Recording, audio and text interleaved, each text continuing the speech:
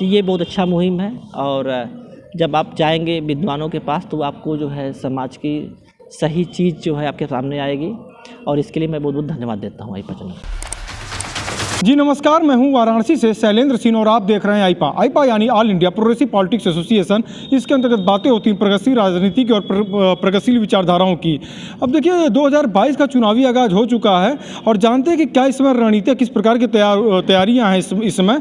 इस वक्त हम मौजूद हैं वाराणसी के पिंडरा क्षेत्र में, और ये पिंडरा विधानसभा क्षेत्र जो है यहाँ का, और यहाँ पर इसमें मौजूदा स्थिति की बातें की जाएँ तो यहाँ से अवधेश राय सिटिंग इसमें अगर बातें की जाए तो यहाँ पे विधायक हैं। इसके साथ साथ बातें की जाए तो रिपीट इन्हें फिर से इस बार टिकट दिया गया 2022 में।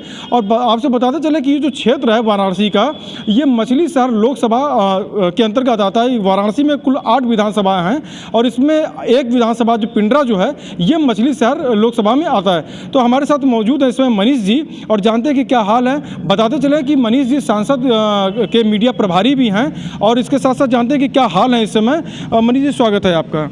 जी धन्यवाद जी मनीष जी, अगर बातें की जाए तो सांसद के आप मीडिया प्रभारी भी हैं यहाँ पे, और पिंडरा जो क्षेत्र है ये मछली शहर का अगर देखा जाए तो ये लोकसभा का, ये वाराणसी का विधानसभा क्षेत्र में आता है। इसमें किस नज़रिए से आप देखते हैं इसे डेवलप को, यहाँ पे पिंडरा को? जी, पिंडरा वाराणसी जिले में 8 विधानसभा है जी, और उसमें जो पिंडरा का विकास हुआ वह अभूतपूर्व विकास रहा जी। ऐसा विकास तो मैंने देखा है कि पिछले जब से मैं सक्रिय हूँ, और देखिए विकास तब हुआ जब भाजपा की सरकार आई, विकास तभी हुआ जब भाजपा से विधायक बने।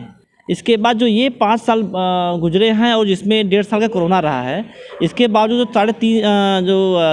3.5 साल का जो विकास रहा है ये बहुत ही उत्तम रहा है, और सभी लोग इसको मानते भी हैं। अच्छा देखिए, चूँकि आप सांसद प्रतिनिधि भी हैं, सांसद के मीडिया प्रभारी भी हैं आप यहाँ पे मछली शहर से, तो पिंडरा की अगर बातें की जाएं तो पिंडरा में पूर्व की सरकार की अपेक्षा अगर देखा जाए मौजूदा स्थिति क्या देखते हैं आप डेवलप को लेकर? जी देखिए, पूर्व की सरकार हम बात करते हैं 17 से पहले और बाद में। 17 से पहले जो सड़कें बनी, 6 महीने पहले वो सड़कें बनी, वो सड़क बनी है पिंडरा बाजार से बेलमा के लिए। सेम बजट की सड़क 17 में जब हमारे विधायक जी अवधेश सिंह जी हुए तो वो सड़क बनी पिंडरा से मछली गांव होते हुए औरांव तक। सेम बजट की सड़कें थी। वो सड़क आज भी एकदम सुरक्षित और फ्रेश है, और वो सड़क जो 17 से पहले बनी वो टूट गई। देखिए, पहले विकास का एक अंतर हुआ। दूसरी विकास का अंतर जो ये हुआ कि जो बिजली का बढ़ोतरी हुआ, 22 घंटे बिजली मिला, उससे किसानों को बहुत फ़ायदा हुआ। किसानों की आय बढ़ी और उनको जो है रात का सिंचाव मुक्त हुआ। और इस कष्ट को वही समझ सकता है जो किसान होगा कि क्या कष्ट होता था उस ठंडी के महीने में। और इसके बाद गाँव में जो विकास हुआ, जैसे आप देख लीजिए शौचालय का वो बढ़ गया, आवास की संख्या बढ़ी, और जो औरतों का विकास हुआ समूह के माध्यम से, वो विकास औरतों का बहुत ज़बरदस्त विकास हुआ।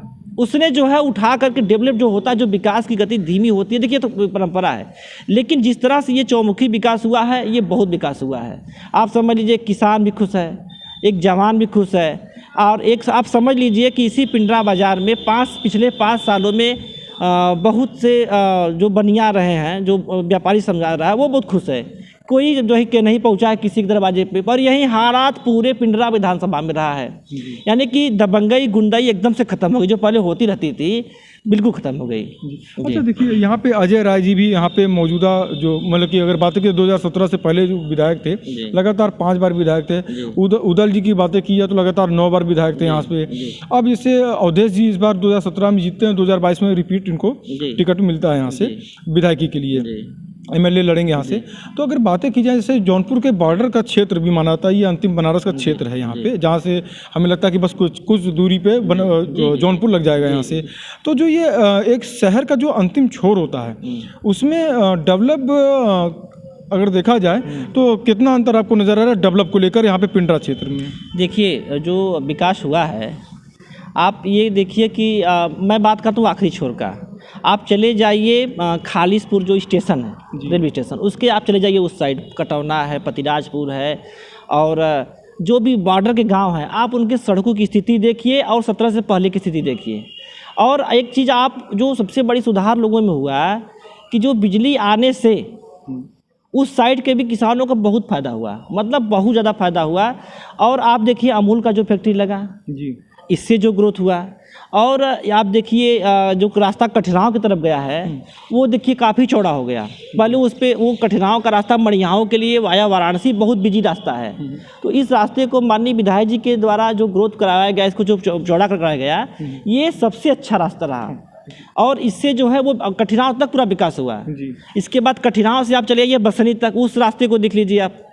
और सारे जितने बाजार होंगे, बड़े बड़े बाजार, आप जैसे फूलपुर से देखिए, आप अगर ईमानदारी से अगर आप आकलन करेंगे तो 17 से पहले आप जो है वो जो लास्ट छोर है वहाँ से UPSIDC, वहाँ से फूलपुर की स्थिति देख लीजिए और आज की स्थिति देख लीजिए। आप फूलपुर से पिंडरा की स्थिति देखिए, आज की स्थिति देखिए।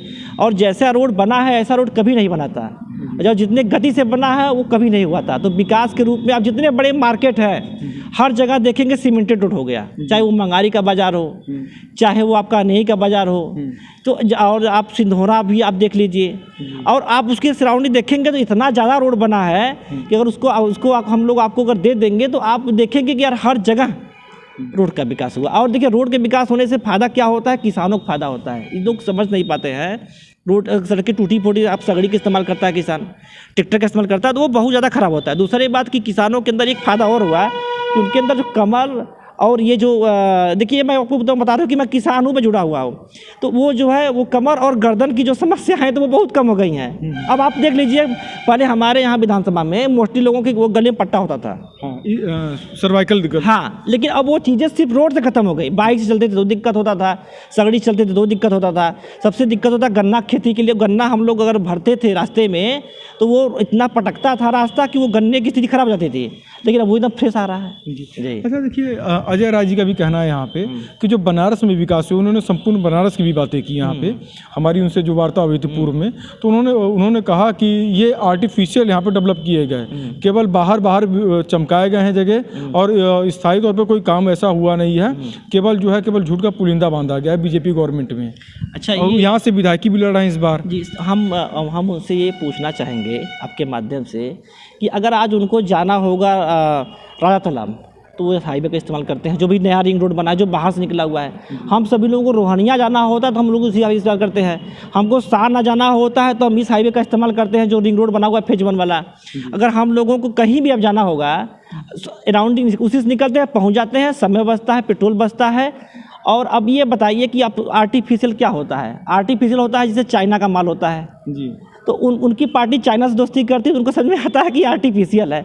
अब इतने बड़े जो रोड बन रहे हैं बताइए वो सिर्फ क्या वो आर्टिफिशियल हैं? आप बताइए पिंडरा में अभी ये फायर स्टेशन बना है, क्या वो आर्टिफिशियल बन रहा है? आप बताइए अब इस सिंधोरा के बगल में जो है एक वो कॉलेज आया है वो जो बोले करौदी में था ITI वाला, क्या वो आर्टिफिशियल है? आप बताइए कहाँ आर्टिफिशियल है? आप बताइए, आप चले जाइए पूरे जो रोडों पे चलिए तो क्या उसको आज हमारी चुनाव के बीतने के बाद क्या उसको उठा के रख दिया जाएगा? ऐसा तो होगा नहीं। अच्छा, सांसद जी के आप मीडिया प्रभारी भी हैं, फेस करते हैं आप, जो सब कुछ देख रहे हैं बहुत से, जिससे जो समस्याएं जो मछली शहर अगर लोकसभा की अगर बातें की जाएं तो पूर्व की क्या समस्याएं थी और क्या निदान हुआ? चूँकि थोड़ा सा अब सांसद स्तर पर हम बात करना चाहेंगे, उनके लोकसभा स्तर की बातें क्षेत्र की बातें करना चाहेंगे, तो पूर्व में क्या आप अंतर देख रहे थे और वर्तमान में क्या स्थितियाँ हैं? देखिए, सांसद जी और विधायक जी दोनों लोग एक ही सरकार है, एक केंद्र में है, एक राज्य में है।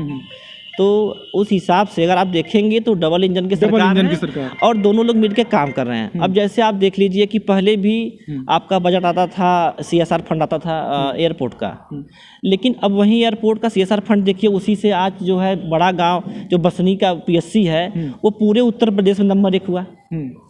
और उसको जो है उसमें जो है अब ICU का भी वो काम शुरू हो गया है। अब देखिए जितने भी हॉस्पिटल वो चमक रहे हैं। आप देखिए जितने भी विद्यालय हैं, आप प्राइमरी का विद्यालय देखिए, वो सारे विद्यालय चमक रहे हैं। तो यही सब विकास होगा ना। और दूसरी बात कि अगर सांसद जी ने वो अगर कोई जो है जैसे किसी कोई कैंसर से पीड़ित रहा है, कोई किसी गंभीर बीमारी से पीड़ित रहा है, तो सांसद जी ने बहुत ज़्यादा, मैं आपको आंकड़ा दे सकता हूँ मेरे पास, जो कि मैं कई जगह से घूम के आ रहा हूँ तो मेरे दिमाग में नहीं है इस समय, लेकिन उन्होंने बहुत बड़ा आंकड़ा दिया है, मैं आपको लिखित में दे दूंगा। और वो देखिए, जो सच है, जो आंकड़ा सच है, सरकारी आंकड़ा, वो तो झूठ हो ना सकता है।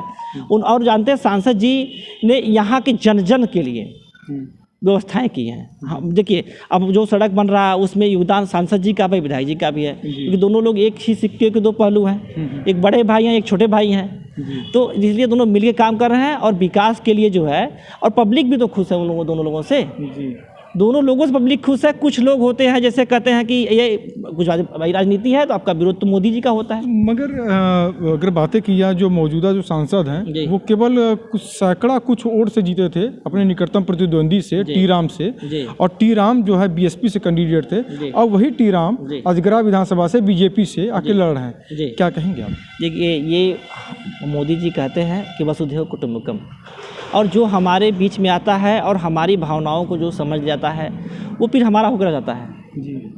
तो आज टी राम जी का भी स्वागत है, वो भी विधायक बनने वाले हैं।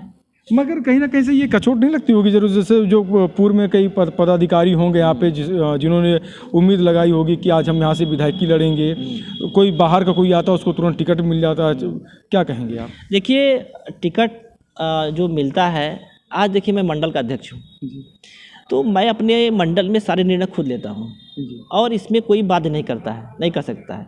इसी तरह से हमारे राष्ट्रीय अध्यक्ष हैं, प्रदेश अध्यक्ष हैं, जिला अध्यक्ष हैं, क्षेत्रीय अध्यक्ष हैं। तो हमारे यहाँ ही संस्कार है कि जो हमारे बड़े पदाधिकारी जो निर्णय लेंगे, हमारा यही परिवार है, यही हमारी अनुशासन है। हम सपा से बसपा से इसलिए अलग है कि जो हमारे पदाधिकारी निर्णय लेंगे वो सही होता है, वो पार्टी हित में होता है। अच्छा, एक अंतिम सवाल हम आपसे लेंगे चलते चलते।